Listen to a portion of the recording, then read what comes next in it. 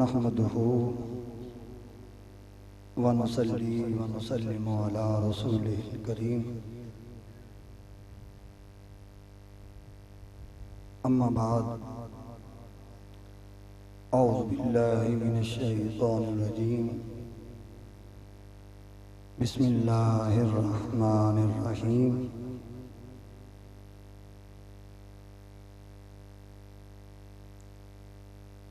सुब्हानल्लज़ी अस्रा बिअब्दिही लैला। सदक़ल्लाहुल अज़ीम।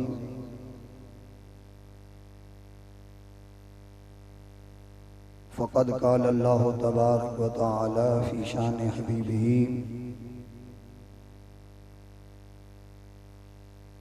इन्नल्लाहा व मलाइकतहु युसल्लूना अलन नबी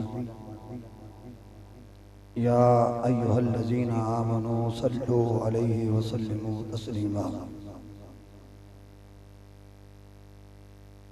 अल्लाहुम्मा सल्लि अला सय्यिदिना व मौलाना मुहम्मदिन व मादनिल जूदि वल करम व अला आलिहि व अस्हाबिहि व बारिक व सल्लम।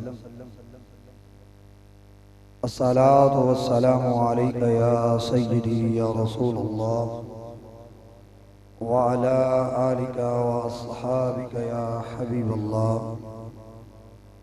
अस्सलातु वस्सलामु अलैका या क़ाइदल गुर्रिल मुहज्जलीन व अला आलिका व अस्हाबिका या अकरमल अकरमीन।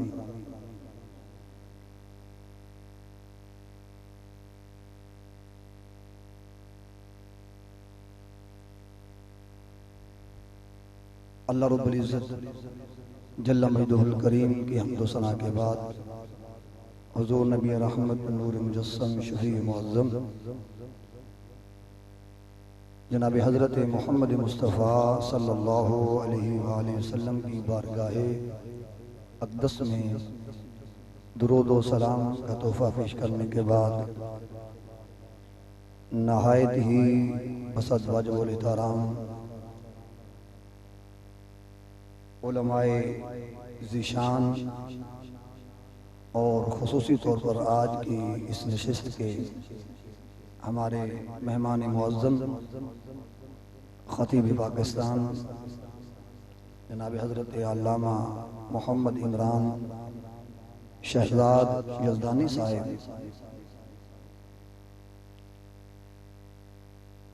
और स्टेज पर दीगर जलवागर उलमाए कराम सनाखान हज़रात हाज़रीन महफिल, आज की ये नूरानी वजदानी महफिल बशाने सिलसिलाए जनाब हज़रत मोहम्मद मुस्तफ़ा सल्लल्लाहु अलैहि वसल्लम 11 छत की जामे मस्जिद के अंदर इनेकाद वज़ीर है। मुझे तालिब इल्म को हुक्म मिला है चंद मिनटों के लिए हुज़ूर नबी करीम सल्लल्लाहु अलैहि वसल्लम की हम अज़मत व शान आपकी हुज़ूर नजराना अक़ीदत पेश करने की कोशिश करूँगा। अंदाज सादा है लेकिन आप तवज्जो फरमाएंगे तो बात बिल्कुल समझ आएगी। मैं ये समझता हूँ कि कोई भी हो जैसा भी हो आवाज अंदाज को नहीं देखा जाता, बात वही होती है जो दिल में उतर जाए।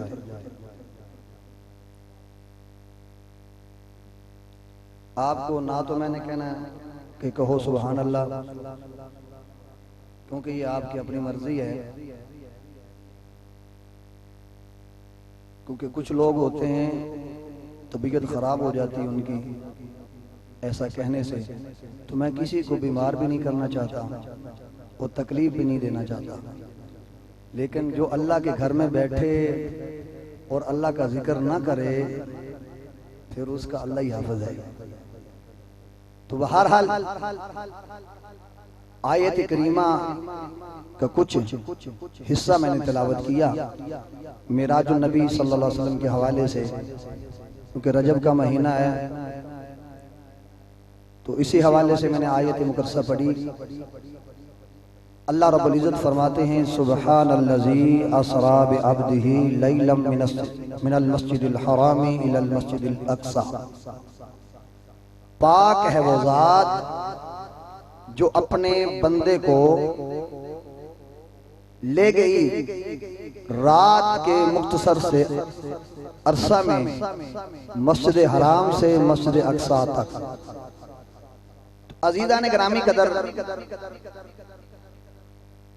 यह है मौजज़ा। क्या है? मौजज़ा। मेराज ये एक मौजज़ा है जो कि अल्लाह रब्बुल इज्जत ने हमारे प्यारे नबी करीम सल्लल्लाहु अलैहि वसल्लम को अता फरमाया। तो मौजज़ा होता क्या है? इनकी जिससे अकल आजिज आ जाए। अब तवज्जो फरमाएंगे तो बात समझ आ जाएगी। जिससे अकल आजिज आ जाए, अकल में ना आए, वो होता है मौजज़ा। और मौजज़ा होता ही नबी का है। आजकल ये अलग बात है कि हमने कुछ ज्यादा ही कुछ बीबियों के मौजज़े बना रखे हैं, कुछ हजरत अली के भी मौजज़े बना रखे हैं और बड़ी धूमधाम से पढ़ाए जाते हैं। तो आपको पता है कि हजरत अली नबी नहीं है। तो मौजज़ा जो होता है वो नबी का होता है। एक होता है मौजज़ा, एक होती है करामत, और इसके अलावा तीसरे नंबर पर है इस्तिदराज। तो करामत का ज़हूर वली कामिल से होता है, मौजज़े का ज़हूर नबी से होता है, और इस्तिदराज ये किसी भी इंसान से हो सकता है। ऐसा वाकया, ऐसा काम जो अकल में ना आए। मसलन ये माइक है, नबी की ये शान है। अल्लाह ने नबी को ये पावर दी होती है, अगर आप डिमांड करें, कौम डिमांड करे कि ये माइक जो है ना ये पिस्तौल बन जाए, अकल ये कहती है कि माइक पिस्तौल नहीं बन सकता। लेकिन नबी और रसूल को अल्लाह ने ये पावर दी होती है कि अगर वो कह दे तो वो बन जाता है। ये होता है मौजज़ा जो अकल में ना आए।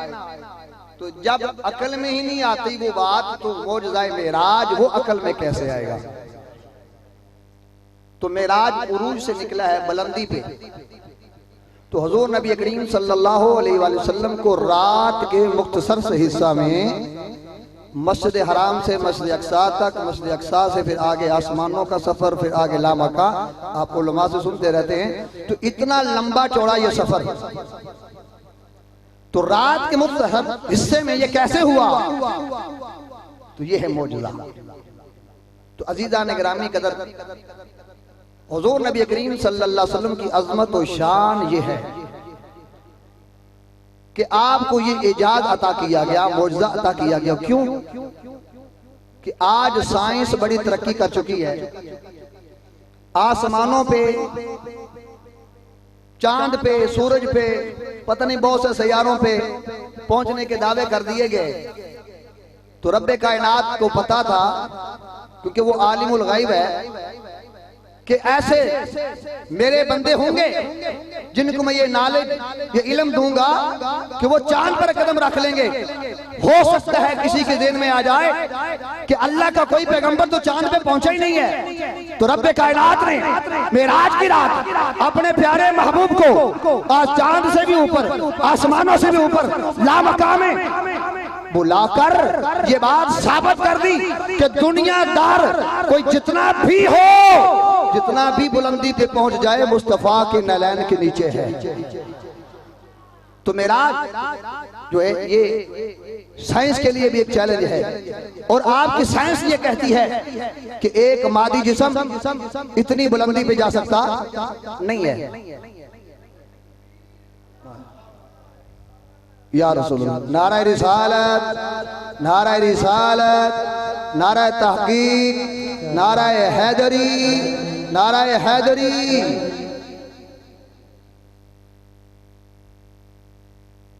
तशरीफ रखें जी। हमारी महफिल में जनाब पीर तरीक़त रहबर शरीयत जनाब दिलबर हुसैन शाह, दिलबर हुसैन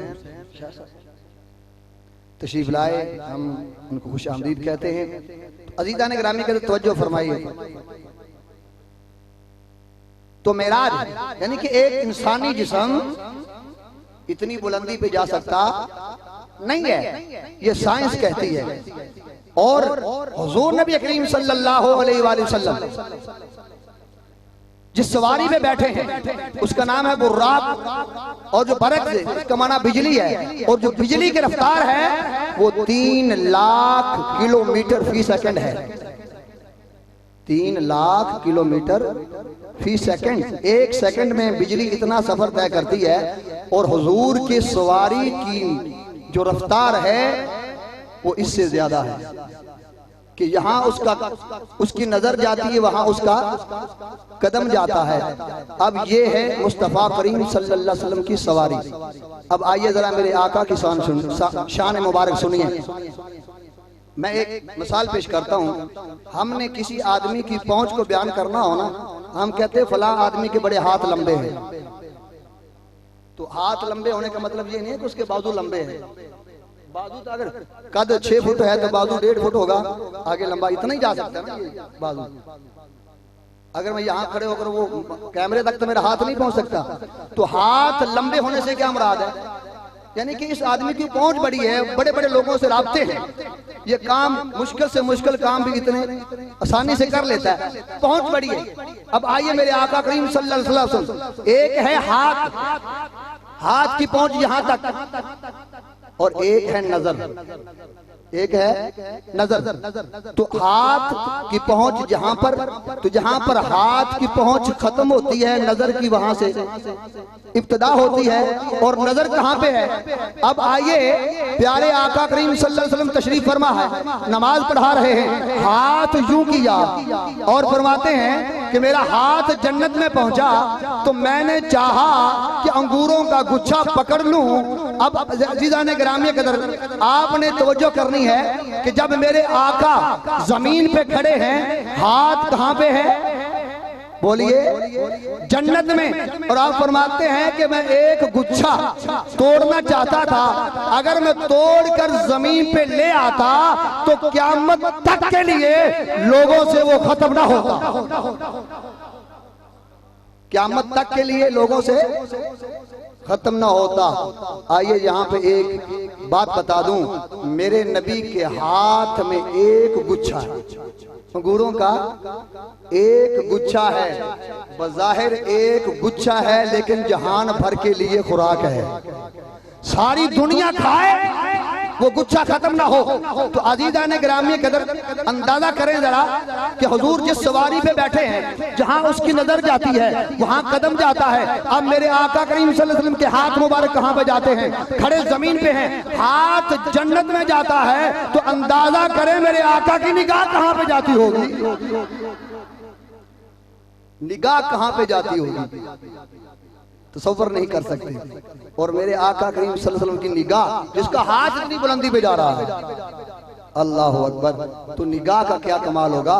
तो हुजूर नबी करीम सल्लल्लाहु अलैहि वसल्लम इतनी तेज रफ्तार सवारी पे बैठे। और फिर एक बात साइंस आपकी कहती है, इतनी तेज सवारी पे बंदा बैठे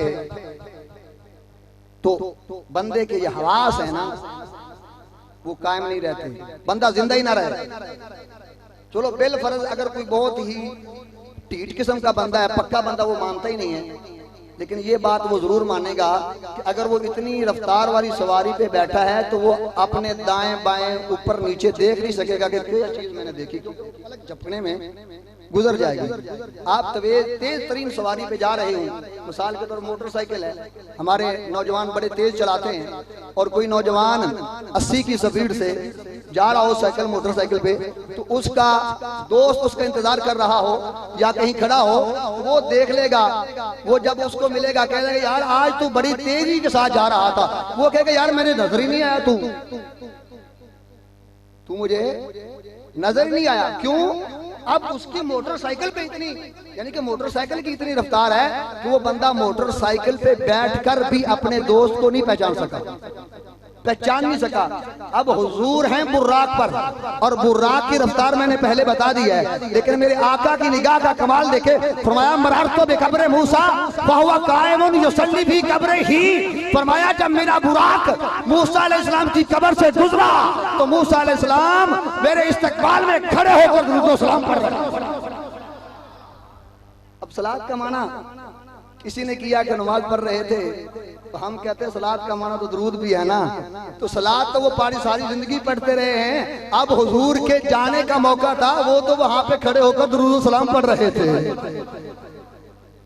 ये आशिकों की तफसीर है, अगर कोई फतवा लगाना चाहे लगा दे, कोई जरूरत नहीं है फतवे की, डरता नहीं हूं, क्योंकि ये आशिकों की तफसीर है। अब सलात का माना दुआ भी है, सलात का माना नमाज भी है, और सलात का माना दुरूद भी है। अगर कोई कहे जी नहीं मैं तो कहूंगा मूसा अलैहिस्सलाम नमाज पढ़ रहे थे, तो हम कहते हैं ठीक है, वो भी ठीक है, लेकिन हम आशिक कहते हैं वो नमाज तो पहले भी पढ़ते रहे, पढ़ते होंगे, पढ़ते रहेंगे, लेकिन आज मौका है दुरूद पढ़ने का।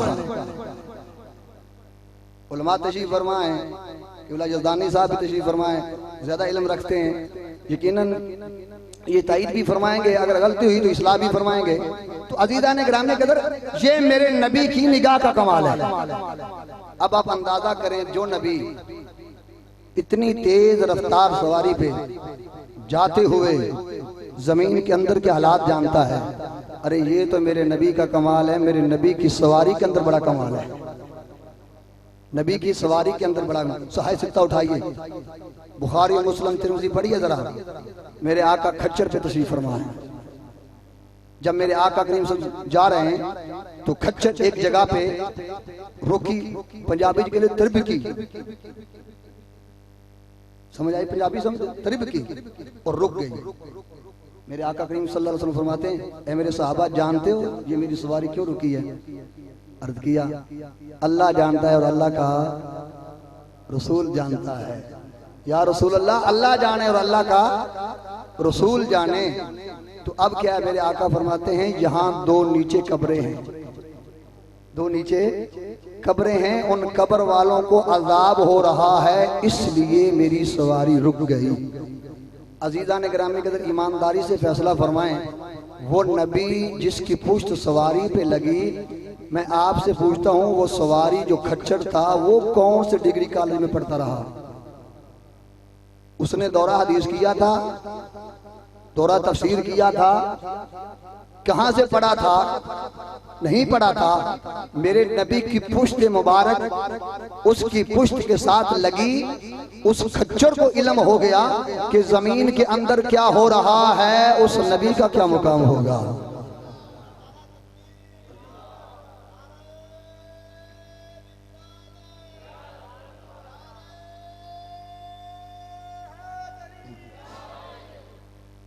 पंद्रह मिनट हो चुके हैं, 10 मिनट और इसके बाद इजाजत। तो अजीज़ान गिरामी के अंदर अज़मत मुस्तफ़ा करीम सल्लल्लाहु अलैहि वसल्लम के हवाले से बात कर रहा हूँ। तो मेरे आका करीम सल्लल्लाहु अलैहि वसल्लम की सवारी का मैंने ये कमाल बताया कि उस सवारी को ये इल्म है, उस सवारी को ये इल्म है। अच्छा, एक और बात सुनिए, गधा, मेरे आका करीम सल्लल्लाहु अलैहि वसल्लम गधे पे भी सवार हुए हैं। तो गधा एक बड़ा मशहूर और मरूफ गधा है। वैसे तो सरकार मदीना सल्लल्लाहु अलैहि वसल्लम के और भी बहुत सी सवारियां हैं, उनके नाम भी हैं, लेकिन एक गधा जिसका नाम याफूर है, नाम सरकार ने रखा उसका याफूर, वो सरकार से मिलता है, सरकार उस पर सवारी करते हैं। तफसीर में नहीं जा रहा, आपने सुने होंगे उलमा से, तफसीर में नहीं जा रहा, लेकिन मैं ये बताना चाहता हूँ जिसे मैं और आप बल्कि दुनिया का हर इंसान कहता है कि ये जानवरों में सबसे बेवकूफ मखलूक है। खोता सबसे बेवकूफ जानवर है। लेकिन क्या मेरे आका करीम सल्लल्लाहु अलैहि वसल्लम ने सवारी फरमाई।